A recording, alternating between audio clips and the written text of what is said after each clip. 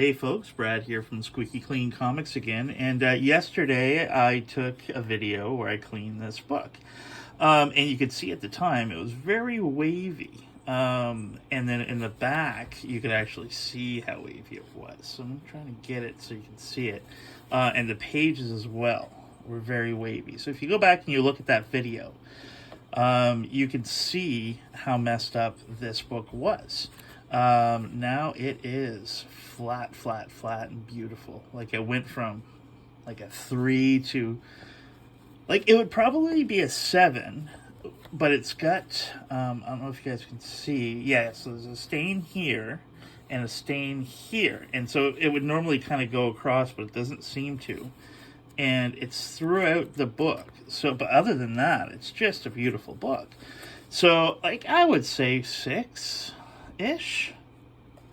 I don't know.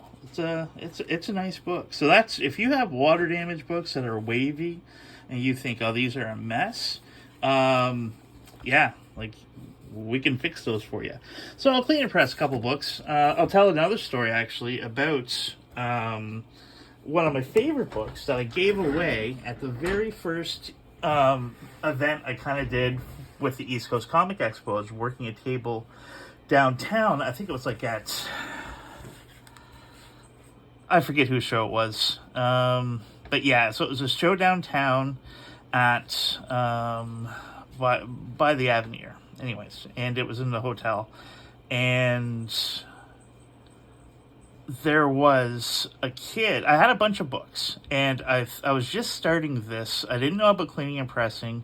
I was just kind of moving some stuff that I had. And I had a first appearance of Sabretooth that I had gotten for cheap. I got it for like $20 because it was very much like that book I just worked on. It was very water damaged and very wavy. And so I took it to the show, and there was a kid there, and he loved the book. And I had a better version, but anyway, he loved the book. So I basically gave it to the kid for like $40, maybe even like $30. Very cheap. First appearance of Sabretooth, Iron Fist 14, and I just kind of gave it away to this kid because I do dumb things like that sometimes. Anyway, so but then years later, I find out about cleaning and pressing, and how I learned the process. Like that book would have been, probably an 8 or a 9. Like it was in beautiful shape, except it was water damaged. So like, and if it hadn't, I don't even know if it had a stain or if it was just like it was cold damaged or what. But anyway, so that's one of those things I was like, damn it, I wish I had hung on to that book. And there's another one too. I got one from Remy, a Saga of Swamp Thing 38. I think it's 38. First Constantine. It was a very nice, rare Canadian price variant book. And I got it for a great price. I don't remember what it was, but I remember thinking, geez, like, this is a great price. And then, but it was all water damaged. So I pressed it and pressed the water damage right out. It didn't have any staining to it.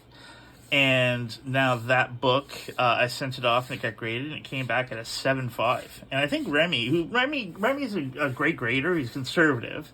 He'll, I find that his grades are harsh, which is great for us, because if he calls it a 7.5 and I clean and press it, I can get it to a 9.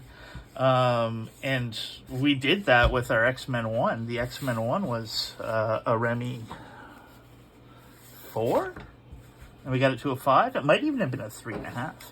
So yeah, big fan of that guy. Love him. But we're trying to always come up with some deals, but I just want to clean out all their old bronze stuff like this, but I don't have time to go in and go through it all. Like, I just get one of those guys to go pull all your bronze stuff, put together in a package, and I will give you some nice keys you can move in exchange. So Remy, if you're listening, I'll just send you a text and say, hey, listen to this. But yeah, big fan of the Comic Hunter here in Moncton, New Brunswick. And, well, I'm in Riverview, but they're in Moncton in their new location downtown. The area of town's a little rough,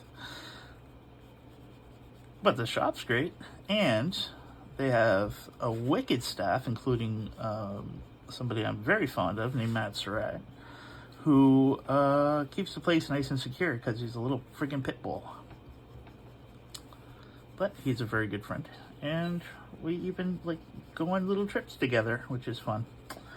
Well, it's a bunch of us, a bunch of the guys from the Comic Expo. We're going to one of my clients, Karen's, which is a sad story because we've been going there for like 3-4 years, I think. Like, I think we've gone there a dozen or so times, and she's selling the place. It's this beautiful, cool spot in Port Elgin, or not Port Elgin, down Cape and Rage. And usually we have anywhere between 6 and 11 of us go. And we've got a couple chefs on board, so we always eat well. Lots of drinking, lots of cannabinoid usage in various forms, whatnot. It's a good time. It's a good, safe environment. We're out in the middle of nowhere. There's a fire pit. We love our fires. Sit around. And so, yeah, so we're going to lose that spot if it gets sold. And we were talking about maybe all chipping in and getting it, but I don't think I'll get another mortgage because I'm a sole proprietor type of dude. And I've got this house, which I got when I got a real job and just never really missed any payments on it. So renewing it's never been an issue. And there we go. That's another nice clean Batman 233. Now this is one of the big ones. I'm not sure how this is going to work because usually with these, I put one of these inside. Oh, I guess it will go pretty well to the edge. Okay, yeah, I can press that. That'll be a fine little pressing activity. If you guys want to know how I do my stacks for my comics, it's like this. So I put a board in the front of the cover, and then I take another board, and everybody's got a different way of doing it. Some guys are like, put them in the center, pop the staples. It doesn't for me. Like, I've never had that issue. And then one in the back. Make sure that it's all the way and covering that and that. And I always get the bigger ones. Just get the bigger ones. That way it doesn't hang over the side. Or it does hang over the side. And then a parchment. And I use like one of the ones that are like, it's folded. So just get them at the dollar store. They're great. They last for a while. I'll use them multiple times. And then I do a stack like this. And this is magazine board. You can get it at your local comic hunter if you have one. If not, there's different places online you can get them. Probably Comic Hunter. And then that's how I do my stack when I press a comic. And I start upside down in the back. Well, not even upside down, but just back first. And I'll do like 6 minutes on one side and then 6 minutes on the other, and then shut it off and let it cool down for a while. Now this guy here that I did the other day, I pressed him for 15 minutes because I knew that, number one, I know that these Silver Age books, the paper can handle it. And number two, I really wanted to get it nice and smooth. Newer books, though, you don't want to overpress. Older ones, not a big deal. They will hold it. The paper is much stronger. Bronze, it's somewhere in the middle, but bronze is more durable than the newer stuff when it comes to heat, for sure, it seems. But yeah, so that's it. This is the after of this cool book that I got from Mark. And you saw me clean a couple books. And that's about it. You guys have yourself a great day, and talk to you soon.